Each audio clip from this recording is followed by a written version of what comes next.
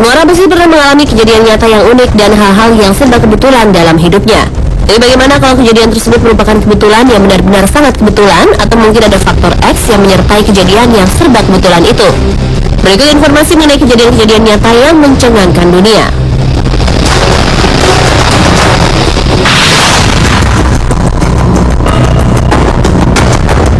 Kisah nyata pertama yang membuat kita tercengang adalah kutukan mobil Porsche James Dean.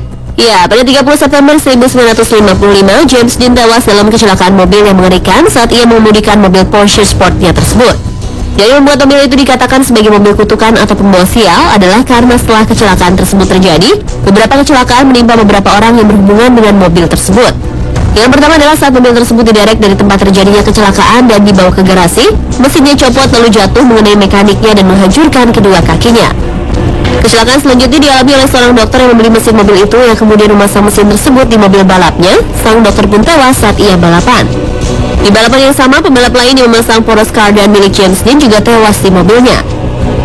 Kejadian selanjutnya adalah di tempat mobil itu diperbaiki, yaitu sebuah garasi yang akhirnya rusak dan habis terbakar. Kesilapan berikutnya ketika mobil itu sedang dipamerkan di Sacramento, tiba-tiba mobil tersebut rusak berantakan dan melukai pinggul seorang remaja.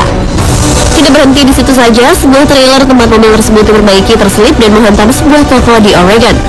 Akhirnya tahun 1959, secara misterius mobil itu rusak berantakan menjadi 11 bagian.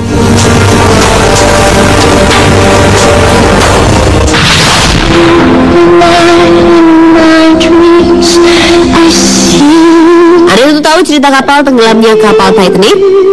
Tetapi apakah Anda mengetahui kalau ada novel yang memprediksi takdir Titanic? Novel tersebut berjudul Futility, ditulis oleh Morgan Robertson pada tahun 1899.